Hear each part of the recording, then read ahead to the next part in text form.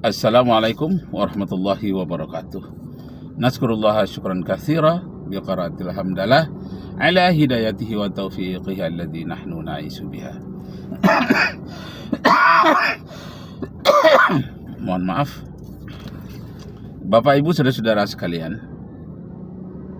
2 minggu yang lalu Inggris mencekam, beberapa masjid dibakar dan umat Islam di sana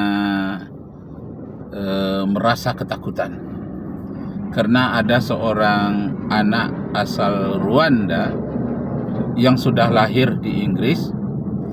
Dia mau membunuh pacarnya karena sakit hati. Dia tidak menemukan pacarnya, tapi anak-anak yang sedang belajar menari ditikamnya dengan pisau, tewas 3 orang. Nah, wartawan memberikan berita adalah imigran Afrika Muslim katanya. Padahal yang melakukan itu memang imigran Afrika, tapi tidak Muslim. Agamanya non-Islam. Tapi orang itu karena ada Islamofobia, mereka menjadi terfokus perhatiannya itu ke masjid-masjid. Masya Allah, sampai demonya itu berjilid-jilid. Karena anak itu umurnya belum 18 tahun, tidak disiarkan namanya. Tetapi akibatnya tertuduhlah orang Islam. Akhirnya oleh polisi disiarkanlah gambarnya dan namanya serta agamanya. Ternyata non Muslim. Barulah reda yang namanya intimidasi terhadap umat Islam di Inggris. Nah, Pak Ibu saudara sekalian, jadi umat Islam di Inggris yang penuh dengan ketakutan itu karena ada sedikit permusuhan pula di daerah itu antara sayap kiri dan sayap kanan. Sayap kiri ini banyak didukung oleh orang-orang Muslim, sedangkan sayap kanan orang-orang non-Muslim. Ternyata yang menang itu adalah yang sayap kiri. Nah, jadi timbullah kesakitan hati. Mereka melampiaskan keinginannya, dituduhnya umat Islam langsung, padahal tidak. Itulah yang terjadi di Inggris. Masya Allah. Nah, yang kaitannya dengan Inggris ini, umat Islam banyak di sana, itu memang banyak imigran dari India, dari Bangladesh, Pakistan, Malaysia.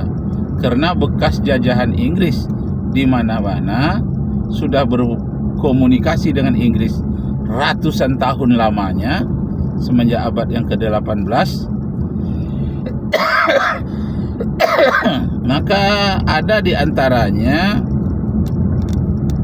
anak-anak dari bangsa yang koloni Inggris ini, ada yang kuliah di Inggris, ada yang bekerja di sana, baik itu kerjaannya yang sifatnya kasar maupun menengah.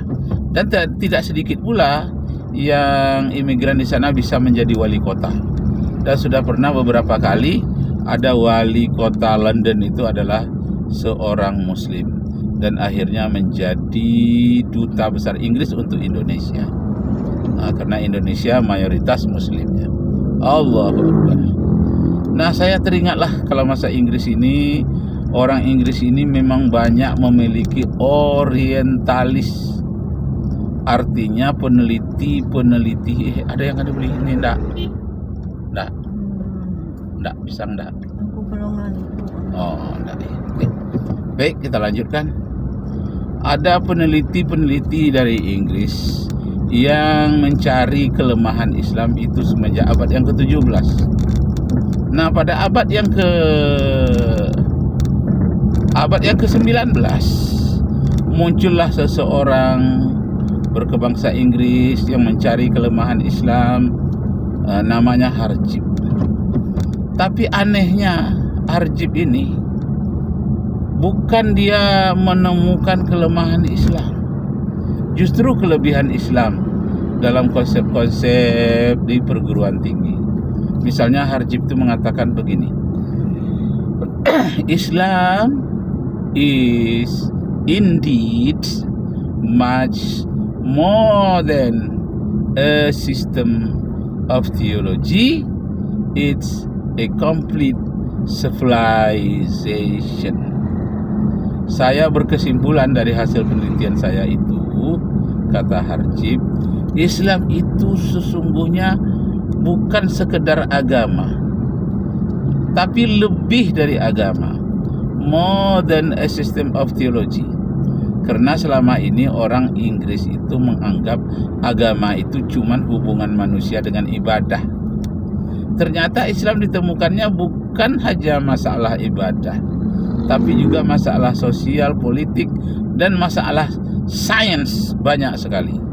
Maka dia katakan Islam more than a system of theology.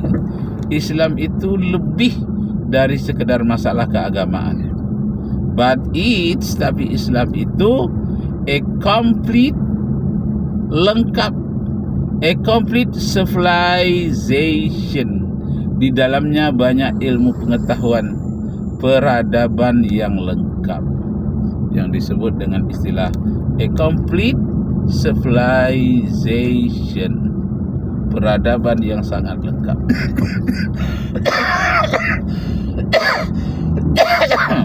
Mohon maaf. Kemudian saya waktu itu di hadapan saya ada Al-Quran Al-Karim terbentang. Saya baca, mengapa orang-orang di luar Islam selalu berburuk sangka kepada Islam, padahal yang melakukannya bukan orang Islam. Sama juga dengan 9/11, itu selalu orang Islam yang dituduh, khususnya Osama bin Laden. Setelah diteliti rupanya tidak. Begitu juga tentang Irak, karena mayoritas Islam, presidennya Islam, dituduhlah memproduksi senjata pemusnah massal. Dikuasailah oleh Amerika seluruh Irak. Tidak ketemu, tidak ada namanya pabrik senjata pemusnah massal. Sedangkan Irak telah mati rakyatnya lebih dari 2 juta orang dalam pertempuran, termasuk tentaranya lebih dari 150.000 orang. Waktu Walker Bush. Nah, ternyata tidak ada. Seharusnya dunia memberikan sanksi kepada Amerika yang menuduh menimbulkan korban. Muammar Gaddafi juga tidak ada kesalahannya, tapi dicari-cari, akhirnya tidak terbukti ada kesalahan. Masya Allah. Nah, kenapa terjadi seperti itu? Di hadapan saya terbentanglah surat yang ke-85, namanya surat Al-Buruj. Ayat yang ke-9 dan ke-10. Wa ma naqamu minhum illa an ya'budullaha azizul hamid.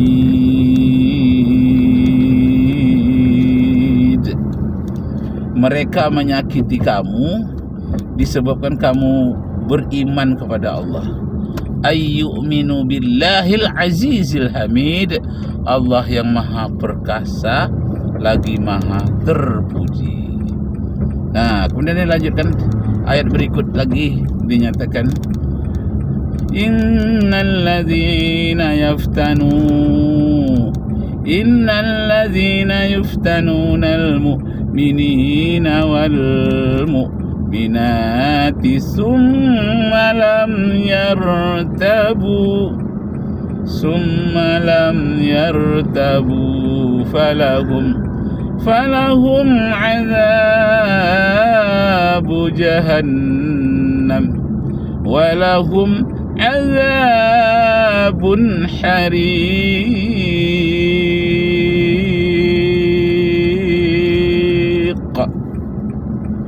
Sesungguhnya orang-orang yang memfitnah